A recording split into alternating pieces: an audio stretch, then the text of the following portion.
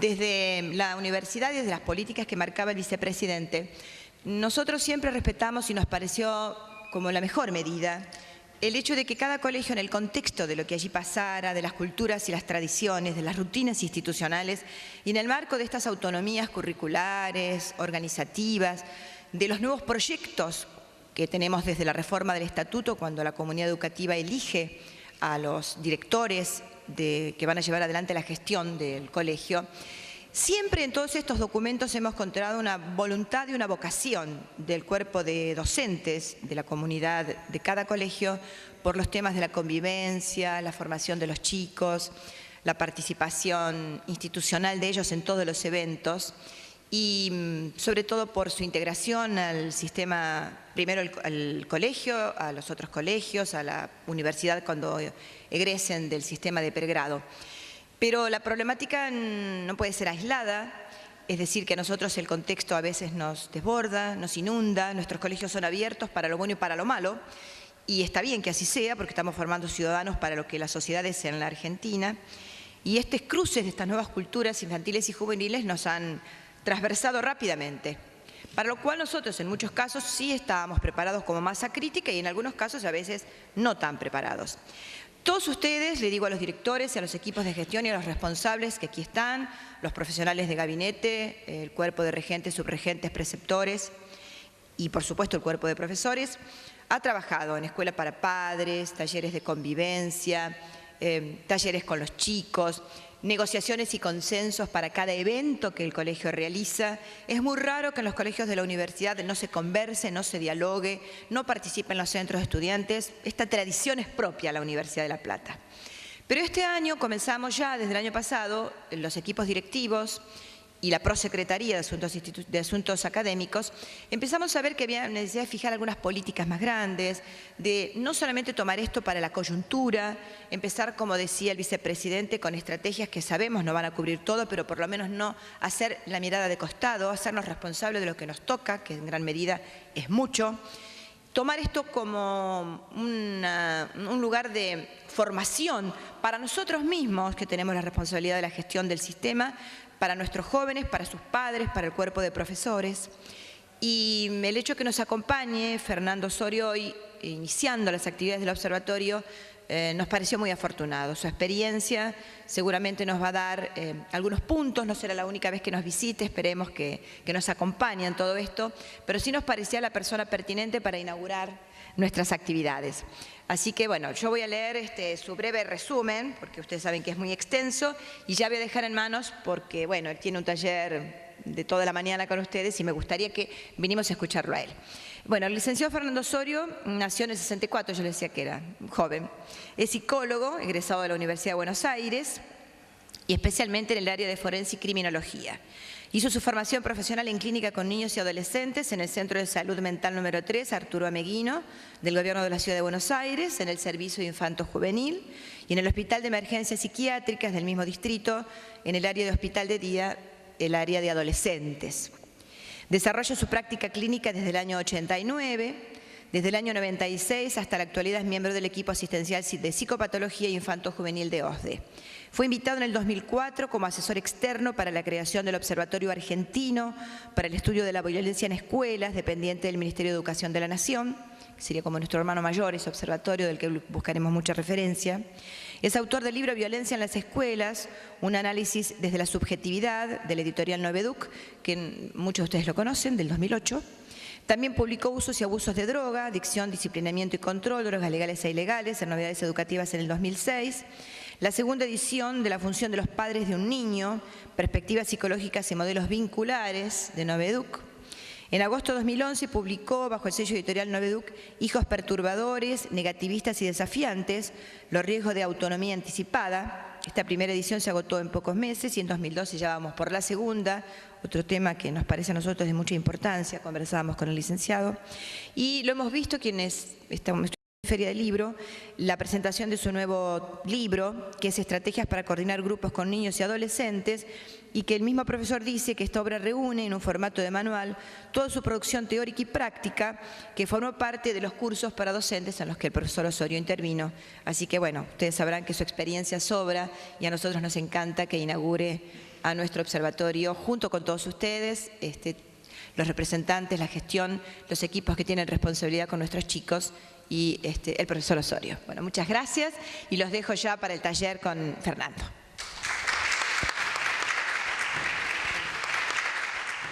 Es muy placentero encontrarme con ustedes en este marco. La propuesta tiene que ver con, por supuesto, algo de lo que se comentó respecto de la inauguración de un espacio que la cultura nomina como observatorio, ¿no? Pero suena como a gran hermano eso. Y el observatorio es casi algo del orden de lo imposible.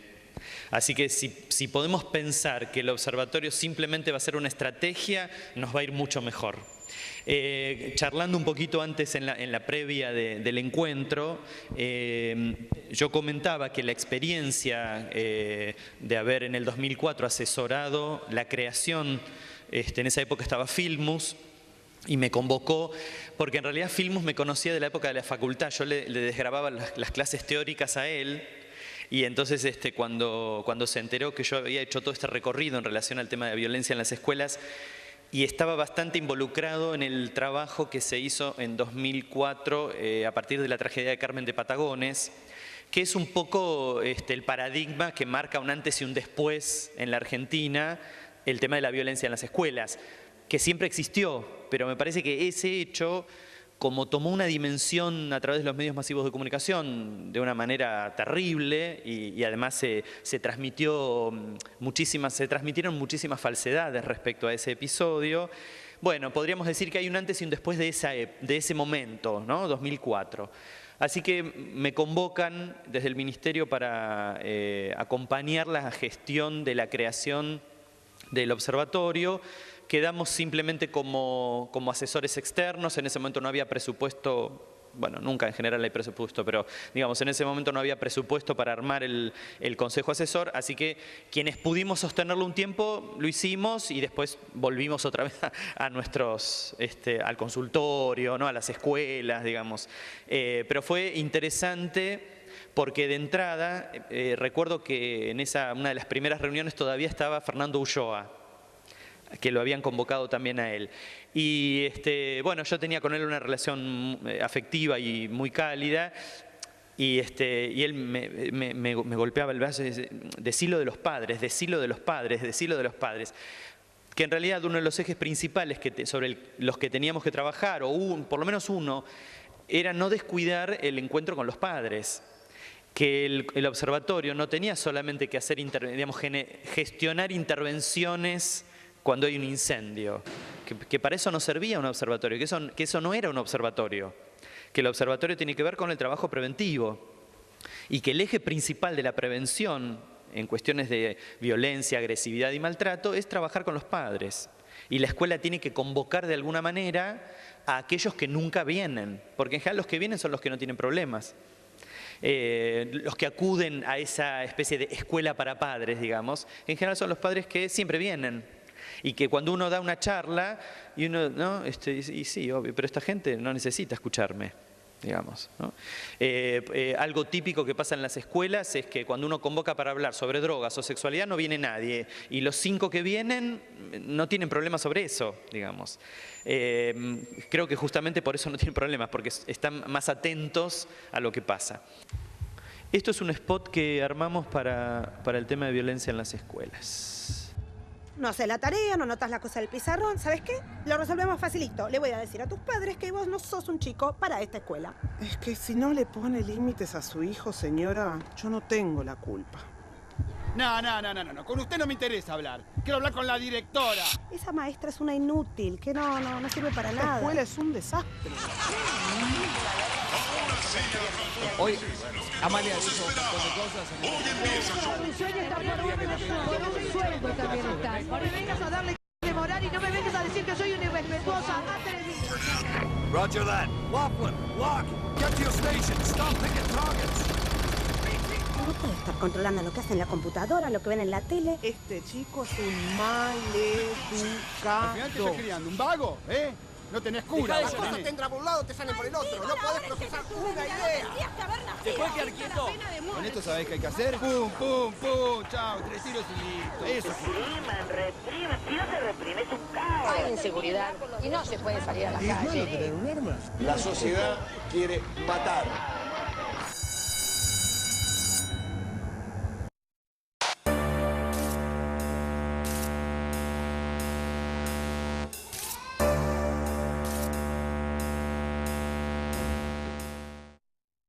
Yo estoy presidiendo desde el 2009 el Congreso Internacional sobre Violencia en las Escuelas, que tuvo su primera edición en 2009 y ahora en junio del 2012 me convocaron nuevamente para presidir esta segunda edición y se armó este spot, porque lo que queremos instalar como cuestión es que se deje de hablar de violencia escolar. O sea, es imperioso que se deje de hablar de violencia escolar, porque este es un mensaje de los medios de comunicación. Y es una cuestión ideológica hablar de violencia escolar, porque si nosotros hablamos de violencia escolar, lo que hacemos es dejarle a las escuelas el problema. Es decir, que el problema es de las escuelas, de los alumnos, de los padres. Y la violencia que padece el sistema educativo en esta época, o las escuelas más que el sistema educativo, es la violencia social que irrumpe, no la violencia escolar. La violencia escolar en todo caso es parte del sistema educativo, un docente autoritario que utiliza la calificación para generar cierta coerción en la conducta de sus alumnos, que es el ejemplo clásico, digamos, y que yo suelo darlo porque es el ejemplo clásico. Esa es en todo caso una conducta antidemocrática que es parte del sistema y que existió siempre, pero eso nunca generó que un pibe saque un arma y quiera matar a otro, digamos. Así que esto es algo que quería decir de entrada, porque ideológicamente por lo menos yo estoy parado desde ese lugar, de hablar de violencia social que irrumpe en las escuelas o de violencia en las escuelas, que no es una cuestión semántica, sino es una cuestión ideológica. Entonces, lo que ingresa a la escuela es la violencia callejera, la violencia familiar, la portación ilegal de armamento, el uso y abuso de sustancias tóxicas, ingresa el abuso de menores, ingresa de una manera bastante virulenta todo lo que tiene que ver con factores de riesgo para los chicos y que hay una suerte de padres que delegan constantemente en la organización escolar la resolución de muchas de estas cuestiones. Así que no es violencia escolar, digamos, ¿sí? Por eso en cada oportunidad que puedo lo señalo, porque es una posición no solo teórica, sino que tiene que ver con un fundamento que nos permite pensar mejor el fenómeno y no quedar atrapado o atrapados en otro tipo de cuestiones.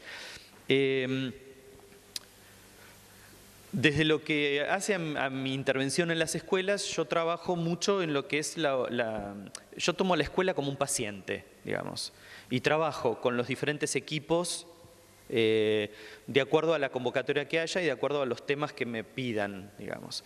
Me parece que un eje central tiene que ver con la dirección estratégica, con la conducción estratégica de una escuela. Y en particular me pidieron si podía en esta ocasión, desde ese esquema de trabajo que hace a la conducción estratégica, que es un poco algo de lo que trabajamos en el liceo el año pasado, en el bachillerato este año, tiene que ver con ejes para pensar, digamos, no simplemente que yo les diga lo que hay que hacer, sino pues yo no sé más que ustedes en realidad. En todo caso tengo por ahí otra experiencia que junto a la de ustedes puede permitir que pensemos juntos algo. Digo esto para anticiparme a que no piensen que yo les voy a resolver nada, digamos. Sí, por ahí los puedo ayudar a pensar desde una experiencia distinta, por estar en otras organizaciones, por pensar las cosas desde otro lugar. Entonces me pidieron que, digamos, basara el encuentro con ustedes hoy en la problemática de los padres, que sin que yo les haya dicho nada anticipadamente, que me parecía que era el eje principal, bueno, me alegró porque dije yo, bueno, estamos con un grupo de gente, y esto lo he dicho en cada lugar que he ido, me encuentro con gente que tiene una sintonía respecto al trabajo que es fantástica, con lo cual eso tiene que redundar en un buen trabajo final. En un buen trabajo, no dije en el mejor trabajo, en un buen trabajo porque eso ya es bastante. Que podamos trabajar ya es importante, y si además trabajamos bien, fenómeno, ¿no? Así que el eje padres es el eje principal que incluso nosotros planteamos cuando se nos convocó para el asesoramiento para la creación del Observatorio Argentino, que venía, digamos, con un presupuesto de UNESCO Brasil, y que, bueno, después hay cuestiones que no les voy a contar internas porque no tiene sentido, ustedes viven en el mismo país que yo, así que imaginen lo que pasó. Finalmente, ese eje no fue tomado, el eje de trabajo con los padres no fue tomado. Y por supuesto, muchos años después, ¿no? 2004, 2012, 2005 en realidad, porque fue con posterioridad, digamos, al episodio de Carmen de Patagones, que fue el 28 de septiembre del 2004, así que prácticamente en el 2005, en el verano del 2004-2005 se armó este observatorio. Y el eje de padres no fue tomado. Por eso me parece que es una excelente ocasión esta inauguración para volver a decir, no descuidemos el eje padres. La ternura es algo tan poco académico y que se ha perdido tanto dentro de las escuelas, ¿no? Y que cada vez que un docente deja que un alumno lo abrace, en realidad está pensando si le va a hacer un sumario por abuso o Sí, parece un chiste, pero es así. Temblamos cuando los pibes se nos vienen encima, porque en realidad, qué sé yo, entonces uno queda medio duro como para que el otro no interprete ningún mensaje, ¿no? Bueno, y esto es algo que se ha ido como perdiendo y se va perdiendo de la misma manera que se pierde desde el nivel inicial hasta el final del secundario, ¿no? Como que la ternura, el afecto, el encuentro con el otro. Fíjense que son cosas poco académicas, pero en realidad fundamentales para que pueda desarrollarse un proceso de enseñanza-aprendizaje. El docente que no quiere a su alumno no le puede enseñar nada. Y el alumno que no quiere a su docente no puede aprender de ese docente nada. Es como muy difícil porque hay también hay que desterrar un mito que es que solo los padres son responsables de la crianza de los hijos. Es decir, en todo caso son responsables durante un tiempo muy cortito y cada vez menos tiempo, digamos, porque los chicos salen al contexto social cada vez más temprano, con lo cual ya lo social tiene un atravesamiento de esa crianza, en muchos casos impensada, porque a los pibes les pasan tantas cosas. Entonces, me parece que también es importante desterrar ese mito, porque a partir de desculpabilizar a los padres y responsabilizarlos podemos trabajar mejor. En general, la modalidad que hay es de culpabilizarlos. La idea de que los padres son responsables en esa guía, digamos, de llevar a los chicos hacia un rumbo más civilizado, más armónico. Lo que ocurre es que estamos en una época en la que no podemos esperar eso de los padres. Entonces, si nos ponemos en una posición muy rígida, y yo para algunas cosas me siento conservador, en algunos aspectos de la crianza y de las relaciones afectivas me siento conservador. Yo sigo creyendo en el amor, en el afecto, en el encuentro para preguntarle al otro cómo está. No, pará, estamos hablando, esperá, escúchame, te escucho, qué es de tu vida, qué es de mi vida. O sea, yo en ese sentido soy conservador. Sigo pensando que el único modo de construir un vínculo es a través de ese tipo de canales. Pero vos tenés razón, lo que ocurre es que si nos ponemos en esa posición, los padres desaparecen. Porque como en realidad nos pasa a todos eso mismo que les pasa a los padres, nos pasa a nosotros. Tenemos muy pocos referentes sólidos en esta época como para poder pensar qué ocurre.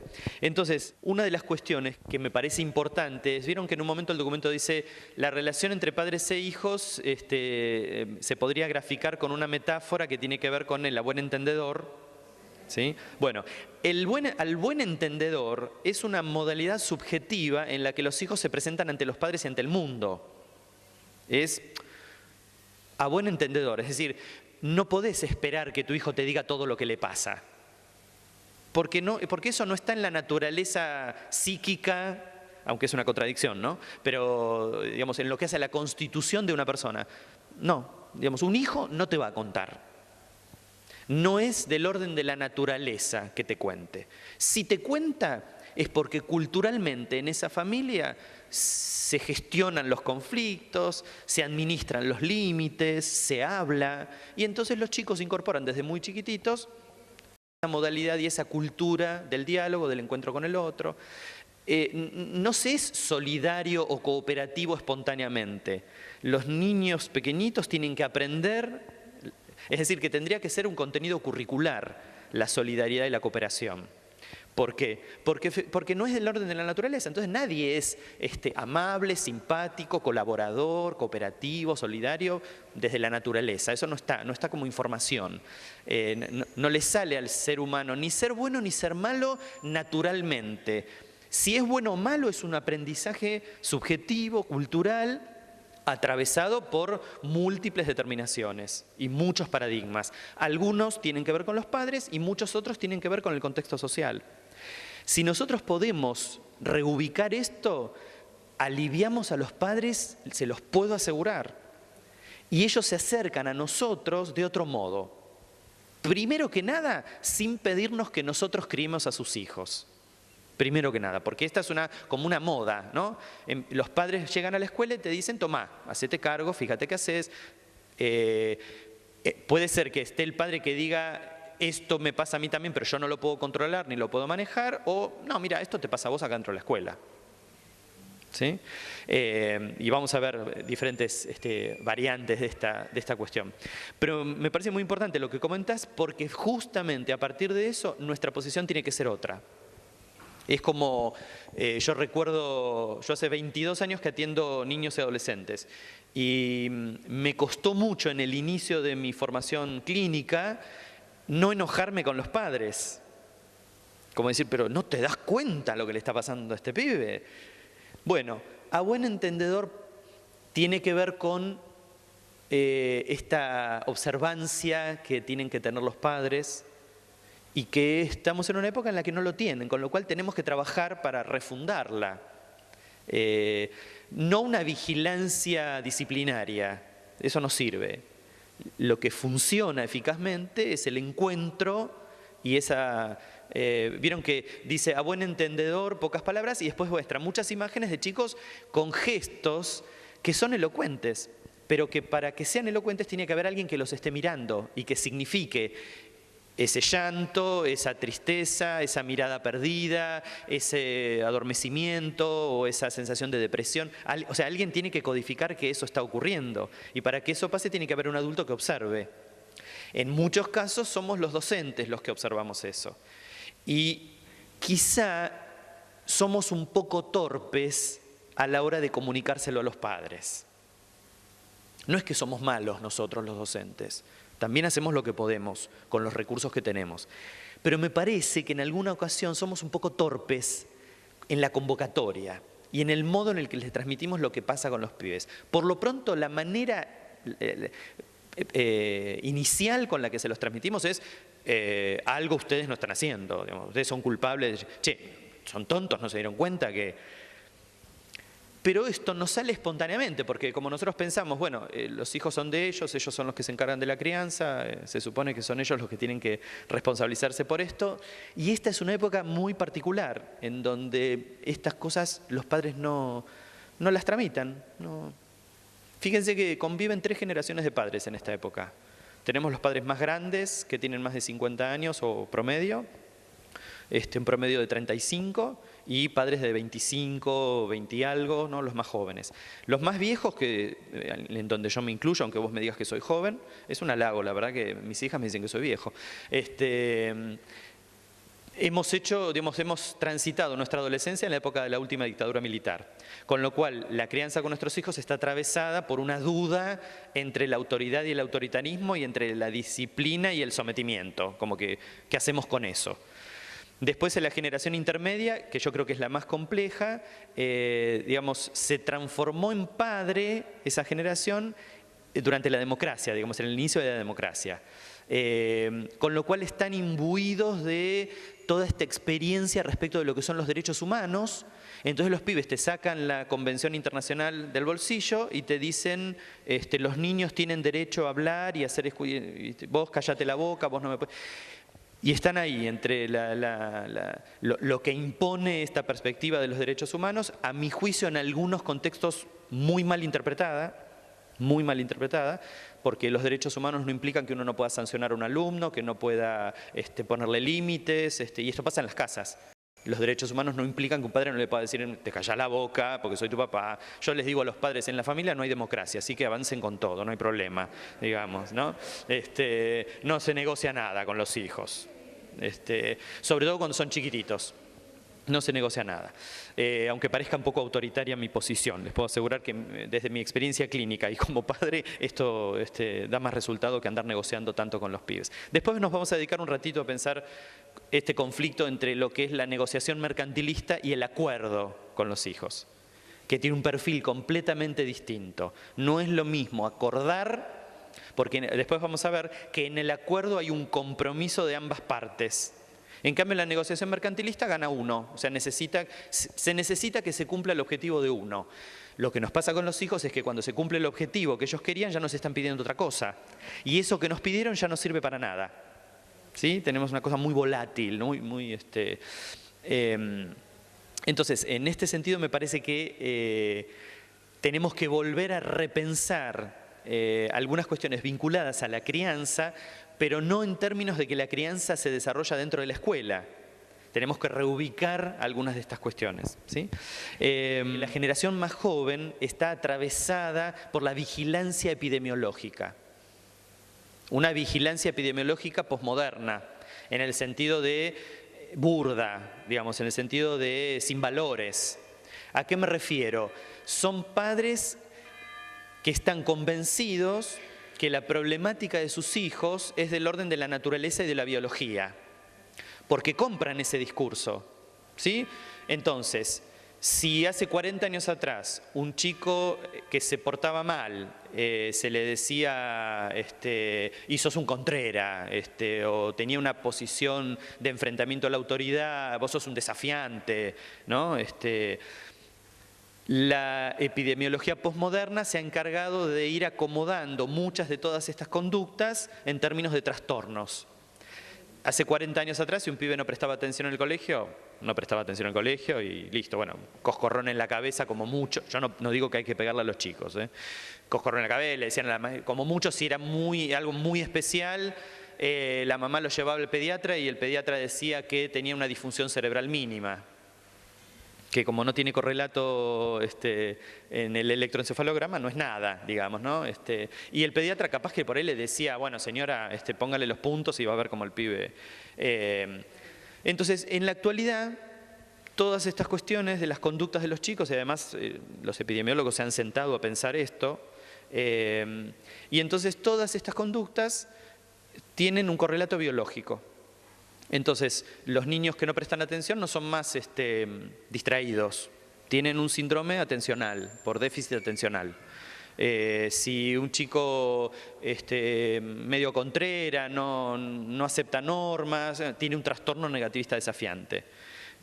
Si un chico tiene un día se siente bien, otro día mal, un día está contento, otro día está triste, un día hace caso, otro día no, tiene un trastorno bipolar infantil, digamos.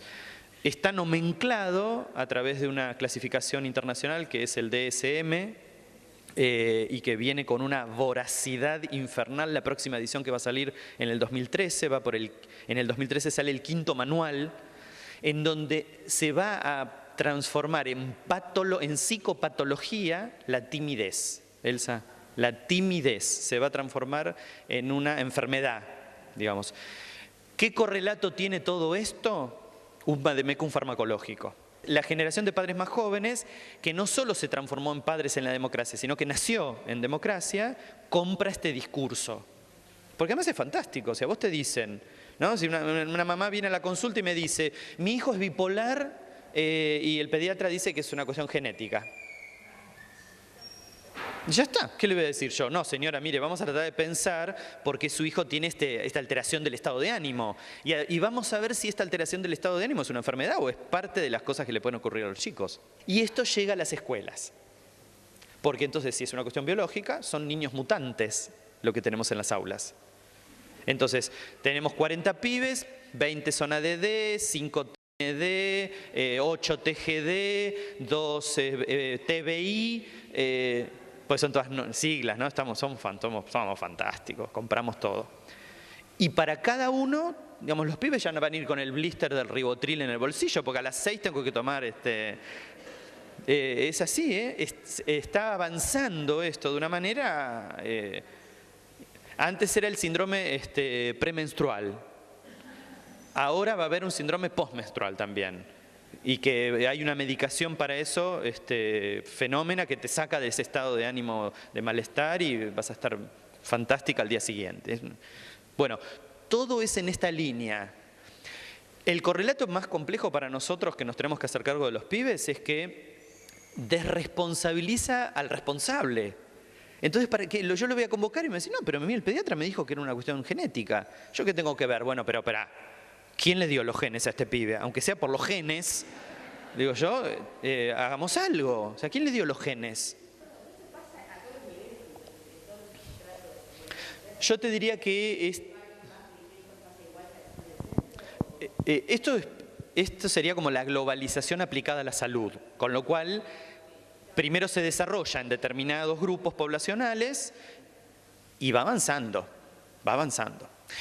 Porque suponete, es probable que en un barrio carenciado no haya tanto diagnóstico de trastornos de ansiedad generalizados, por ejemplo, porque los pibes no tienen tiempo para estar ansiosos, digamos. Pero va a haber otro tipo de problemática. Va avanzando lentamente. Un fenómeno que a mí me ocurre, yo viajo mucho por el interior y por algunos países de Latinoamérica, y antes solamente de grandes ciudades me llamaban para hablar sobre drogas, sobre consumo de alcohol. Y ahora, la última vez estuve en General Villegas, que es un pueblo chiquitito, estuve en poblaciones que por ahí tienen 5.000 habitantes, y el tema del consumo de alcohol empieza a ser un problema entre los adolescentes. ¿Cómo puede ser? Bueno, porque es la globalización aplicada a la salud, entonces va a llegar a todos lados.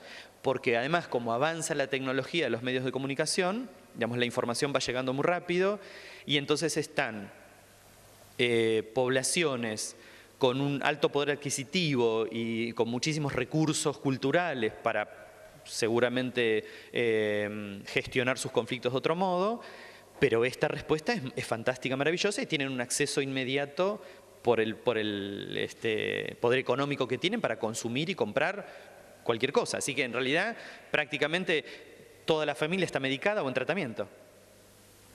El problema es que hay una campaña epidemiológica sostenida por algunos laboratorios farmacológicos y por algunos estados que en una combinatoria bastante perversa, por ejemplo, imponen la semana de la ansiedad.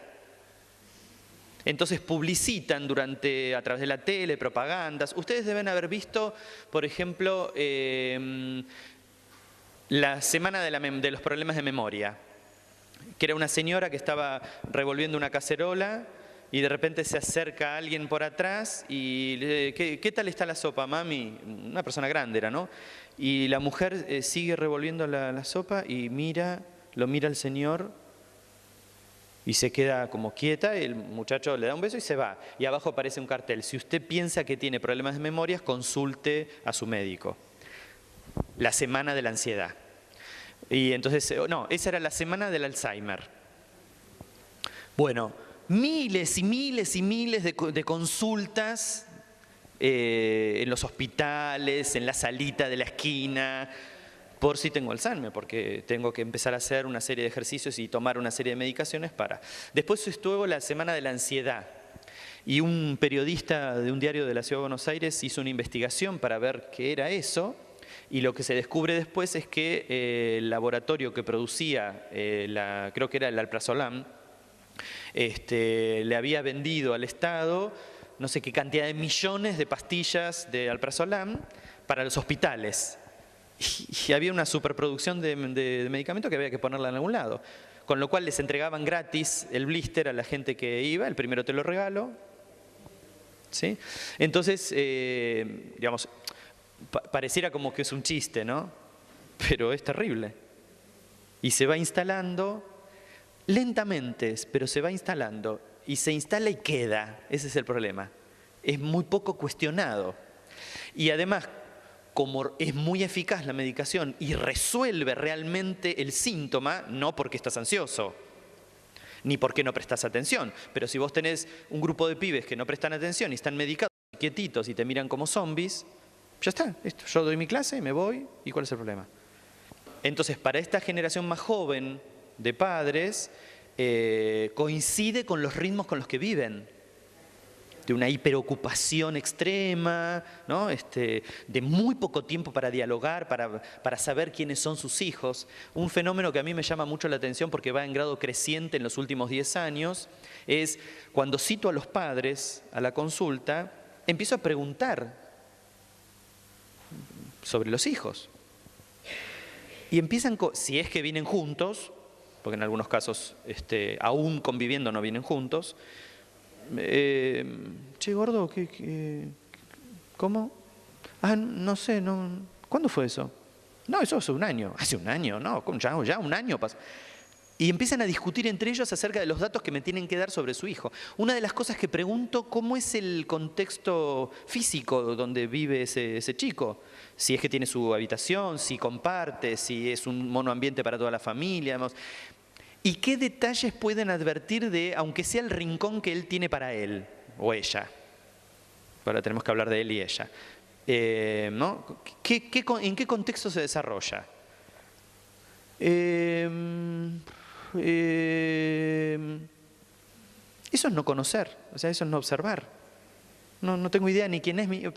y yo los cargo. Bueno, yo les pregunto a ustedes porque me dijeron que eran los padres, pero si no, no.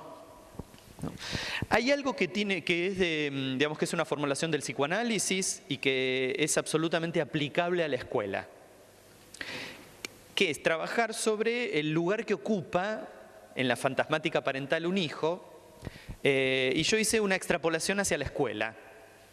¿Por qué? Porque he descubierto en las investigaciones que he hecho que el modo en el que se construye ese lugar fantasmático dentro del contexto familiar y dentro de esa relación fantasmática con los padres, fantasmática apunto a decir, ¿qué quiero decir con esto? Que no es del orden de la realidad material de los hechos, es fantasmática en el sentido de que es lo que cada uno supone que es. Hay una publicidad muy linda que sale ahora, que es cada uno ve lo que quiere, y entonces hay un bebé que se va como transformando según quien lo ve. Es muy interesante porque es así, esa personita es según quien la mira. Me refiero a eso cuando digo fantasmático, es según lo que para cada uno significa esto.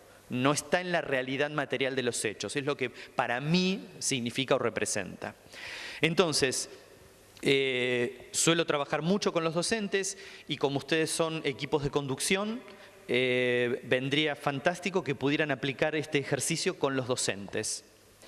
¿Cuál es la relación fantasmática que les propongo que pensemos? En principio, lo que nosotros sabemos es que ubicado en ese lugar de deseo, si es un lugar de deseo y no un lugar de objeto, esa personita va a ser desalojada porque el adulto no se va a satisfacer plenamente todo el tiempo con eso. Entonces va a querer volver a tener otras aventuras, va a querer saber de otras cosas, va a querer volver a mirar la tele, ir al cine, ocuparse otra vez de su trabajo, ¿sí? ¿Qué sé yo? Solamente en esa posición esa personita está ubicada en el lugar de deseo. Pensemos este costado, este rasgo que tiene esta característica de la identidad que le devuelve al docente en este caso. La presencia o la ausencia de un alumno, la relación que se establece con un alumno. Hay docentes que se apasionan en la relación con sus alumnos y uno tiene que agarrar y frenarlos y sacarlos. Pero no es tu hijo, vos no sos el padre, vos no sos la madre. A ver, pará un poquito, pensá lo que está pasando. ¿Por qué? Porque muchas veces algunos de nuestros alumnos están ubicados en ese lugar de deseo-objeto, ¿no? Es una mezcla ahí extraña, se reproduce dentro de la escuela, dentro del ámbito escolar, algo de esta relación. Y al docente eso le devuelve una identidad que genera mucho conflicto porque eso empieza a generar diferencias entre sus alumnos. Porque los alumnos necesariamente están ubicados en las preferencias de los docentes. Es mentira que esto no es así. Esto es así. Porque es imposible que sea de otro modo.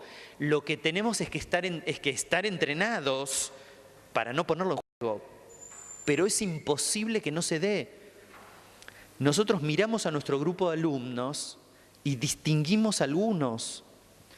Por ejemplo, los profes de media suelen quejarse de que ellos no pueden acordarse de todos los pibes que tienen. Ahora, cuando uno les pregunta, ¿pero por qué sí te acordás de algunos?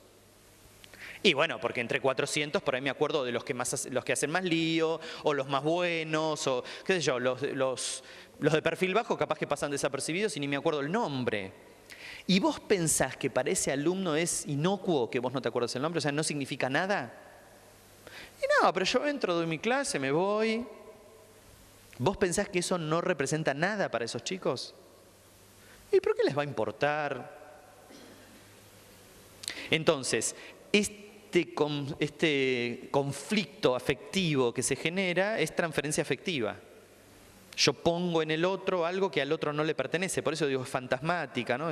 Yo pongo en el otro algo que el otro no es, que al otro no le pertenece. Los chicos hacen lo mismo con los docentes, pero el docente también lo hace. El vínculo amor-odio tiene que ver con una posición en la que la presencia de ese hijo, piensen también en la relación docente-alumno, está basada en que si esa personita responde exactamente a los parámetros que yo espero, entonces va a ser amada. En cuanto esa personita se corra, mínimamente, porque ni siquiera se tiene que correr demasiado, mínimamente ya eso me empieza a hacer ruido, me molesta, y entonces se empieza a gestar una posición contraria al amor, que no viene de la indiferencia, viene del odio, o sea, me molesta que no me haga caso. No es que considero que es parte del vínculo que tiene que poder darse entre un padre y un hijo, entre una madre y un hijo. No, no, no. Me molesta especialmente que no me haga caso, me molesta que no esté ubicado en el lugar que yo lo puse, te quedás acá y te quedás acá y te quedás acá. En la relación con los docentes también se gesta mucho de esto. Hay mucho vínculo amor-odio. Mucho vínculo, mucha cosa pasional, ¿no? Uno va por los patios y pasa por ahí por un aula y escucha al docente a los gritos pelados hablándole a alguien, ¿no? ¿Con quién pensará que está hablando? Porque es nada más que un alumno. Es un alumno, es casi un accidente en la vida de él. Digamos, va a durar un tiempo, un ciclo lectivo, 2 como mucho si el director es malo y lo pone de vuelta con esos pibes. Digamos, pero en principio,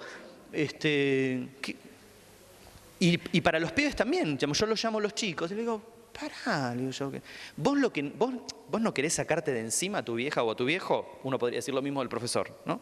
¿Vos no te lo querés sacar de encima? Sí, no me lo banco más. Bueno, estás haciendo todo lo posible para tenerlo encima. Y bueno, pero lo que pasa... No, pará. Uno, por suerte, no vive toda la vida con los padres. Y la misma fórmula puede ser aplicada. Mirá, vos no vas a estar toda la vida con este profesor. Te dura tan poquito tiempo. ¿Cuál es el problema? Me odia. No, quédate tranquilo, no te odia. Le molestan algunas cosas tuyas. ¿Cómo? Trata de correrte de ese foco de odio. Córrete de ese lugar. No, pero vos no sabés lo que me odia, porque cada vez que entro al aula ya me está mirando y ya me dice, ya... Bueno, vamos a ver si eso puede desarrollarse en una dinámica distinta. Vení vos. Mira, yo si pudiera adoptaría a todos, pero no puedo adoptarlos a todos. Además no serviría, porque como no soy tu papá, estás haciendo todo lo posible por tener a tu vieja metida dentro tuyo.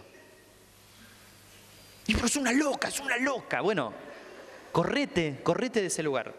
Pacientito de 12 años que se queja que la madre pretende ponerle las medias. Pareciera un ejemplo extremo. Y ustedes se ríen como si fuera algo... Si quieren les cuento. ¿Qué hago yo? ¿Le digo a la madre que no le ponga más las medias? Bueno, pero también podría decirle a la madre, ¿no? ¿Y qué me contesta la madre? ¿Cómo? ¿Mi hijo? Es exactamente ese comentario. Y además hace frío, yo no quiero que tome. Además, hace frío. ¿Pero qué? ¿Vos le metés las manos adentro de las sábanas para ponerle las medias? Ay. Y por ahí le plancho un poquito la camisetita para que, viste, a la mañana. Pero tiene 12 años. Entonces, ante ese comentario de la mamá, yo digo, no es con la mamá en este caso. No es a la mamá. Entonces, lo llamo al pibe. ¿Cuál es el síntoma del pibe que le dicen boludo en la escuela? Nos reímos, pero para él es una tragedia. Para él es una tragedia. Porque lo tienen en el lugar del boludo. Sé que no es muy académico decir eso acá, pero es la única palabra que hay. ¿Y entonces qué hago? ¿Le sigo diciendo a la mamá? Entonces cuando él me cuenta que le dicen boludo en la escuela, me lo dice casi llorando, ¿no? Muy angustiado. Entonces observo. Es un día de mucho calor. El pibe viene con una campera cerrada hasta el cogote. Entra al consultorio con la campera cerrada hasta el cogote. 12 años. Transpira, transpira. Y entre los mocos, la transpiración, y yo imagínense lo que es la cara. Y se limpia con la manga, ¿no?, de la campera, que es impermeable. Entonces imagínense el desastre que hay entre la campera, la cara, el pelo. 12 años tiene, no es un nene chiquito. Me dicen boludo, me dicen boludo. Yo lo miro y le digo, ¿te podés sacar la campera? No le digo, sácate la campera que hace calor. No me corresponde. ¿Queda claro? No me corresponde. Digo, yo transpiraba más que él de solo mirarlo. Y le digo, si querés, sácate la campera. ¿Te podés sacar la campera? No le digo si querés. ¿Podés sacarte la campera? Y sigue hablando.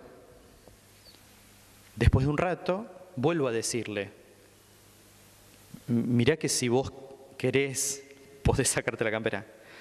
No, lo que pasa es que mi mamá dice que si no me voy a enfriar. Le digo, no, pero mirá, hace 40 grados de calor. Le digo, queda tranquila. No, por el aire acondicionado. Entonces le digo, a ver, si vos estás en un lugar y ves a una persona que hace un calor infernal y está todo transpirado, está desesperado del calor, y lo ves con una campera todo cerrada hasta acá y no se quiere sacar la campera, ¿vos qué pensarías? Es que es un boludo. Y el pibe cuando termina de decir esto hace... Y entonces despacito empezó a bajar el cierre y acomodarse. Y después viene el relato de las medias. Entonces, no les cuento todo porque es muy largo, pero la pregunta que le hago a él simplemente es, ¿pero quién pone la patita para que haya una mamá que ponga una media? No, bueno, pero ella mete las manos adentro de la sábana. Bueno, pero ¿quién permite que eso ocurra? Pero, ¿sabes lo que mi vieja?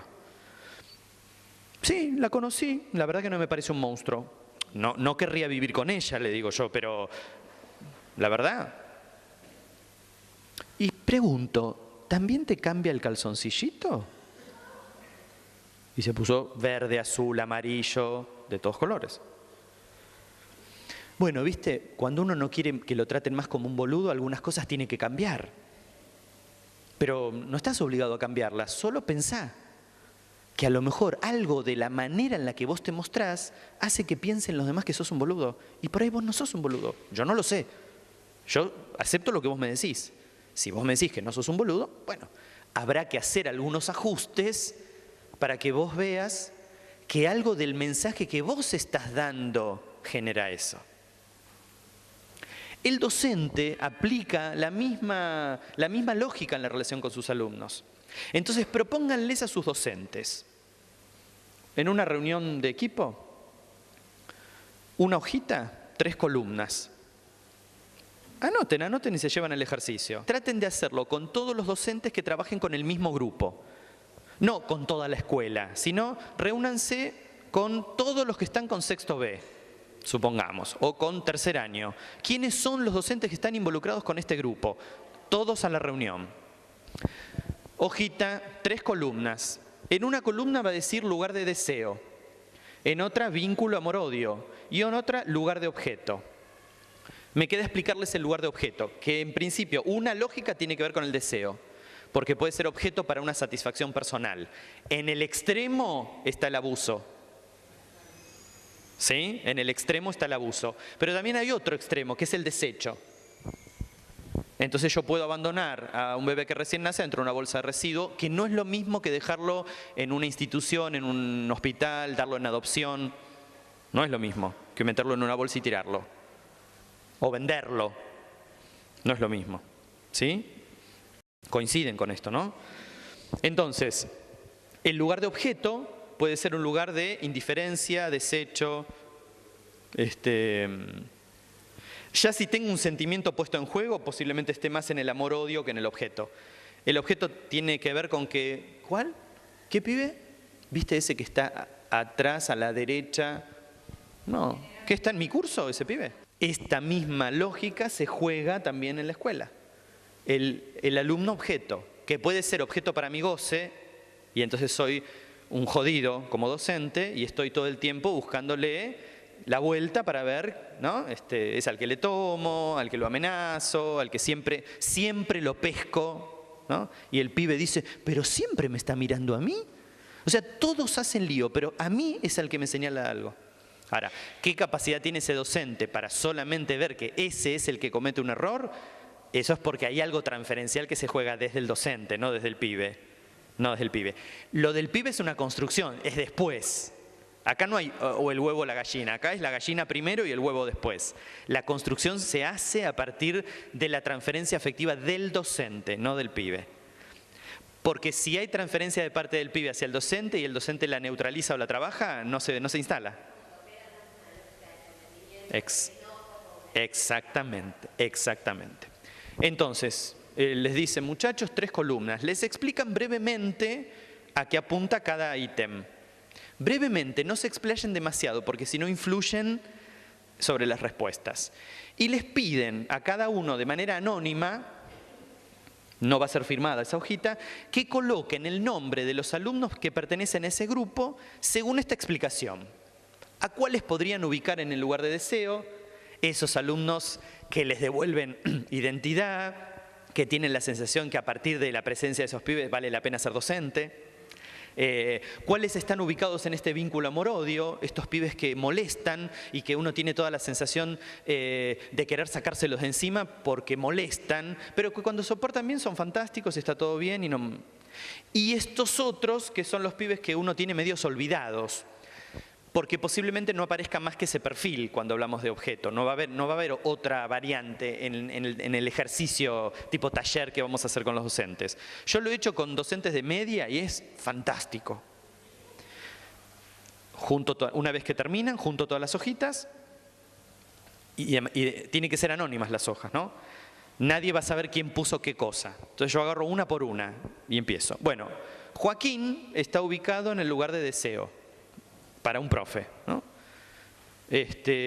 Fulano en tal lugar, Mengano en tal lugar, y voy leyendo los nombres. Como se supone que son todos los docentes del mismo grupo, más o menos todos conocen. Y ustedes van a empezar a ver las caras de los docentes. Entonces, bueno, Joaquín está ubicado en el lugar de deseo. Entonces alguien va a ser, está loco, ¿quién puso el lugar de deseo? Entonces agarro otra hoja. Joaquín está ubicado en el lugar de objeto de indiferencia. Por ahí alguno le agrega algún adjetivo. Joaquín ubicado como vínculo amor-odio. Pero si es el mismo pibe. Y les puedo asegurar que los docentes se van a sorprender. ¿Cómo? Porque aparte estas discusiones existen entre los docentes, ¿no? Aparece la de historia o la de geografía diciendo, no, es insoportable, con ese pibe no se puede trabajar. No, la bibliotecaria, no, pero sí es divino, pero sí es un amor. ¿Cómo? No, pero... es un amor porque vos lo tenés media hora por semana y qué sé yo, pero no es por el tiempo, es por la transferencia afectiva. Y esto es importantísimo trabajarlo con los docentes. Que lo que los une a sus alumnos es transferencia afectiva, no un vínculo real, es absolutamente imaginario. Es ocasional, es incidental, dura, empieza y termina. No tienen que poner en juego cuestiones personales porque eso les va a complicar y además les va a generar a los chicos una postura reactiva muy grande, sea por amor o por odio. Prueben este ejercicio, pero tengan en cuenta que tienen que ser todos los docentes que participen del mismo grupo, porque ahí está la clave para después trabajar con ellos la noción de transferencia afectiva y tratar de pensar, bueno, vieron que no es Joaquín, sino que es Joaquín según quien lo mire. Es Joaquín según quién se relacione con él. Es Joaquín según la circunstancia en la que Joaquín desarrolla su vida y su... ¿Y por qué necesitamos rescatar esto? Porque de esa manera relocalizamos el conflicto. Y entonces podemos repensar qué lugar tiene Joaquín en la organización escolar, qué lugar tiene para los docentes, qué lugar se da él, porque no es solo el que se le asigna, ¿no? ¿Qué lugar se da él? Cómo él mismo va gestando los conflictos, y es por transferencia. ¿Y quién es responsable de neutralizar eso? El adulto. Es lo mismo que pasa con los padres. Bueno, pues si el pibe se porta mal, vos sos responsable de poner un límite ahí. No le podés decir al profesor que le ponga un límite o a la maestra. Ellos pondrán los límites correspondientes al orden institucional, pero no de crianza. Pero van a ver que es maravilloso el ejercicio y genera un nivel de cuestionamiento, de autocuestionamiento muy fuerte. Porque además rompemos un poco la cosa del pasillo y el run run del pasillo, de lo que se dice de unos de otros. Es como que, bueno, se institucionaliza esa diferencia, esa contradicción, se pone sobre la mesa lo que piensa uno y otro. Y después se arma una discusión sumamente rica. Nos tomamos 10 minutos.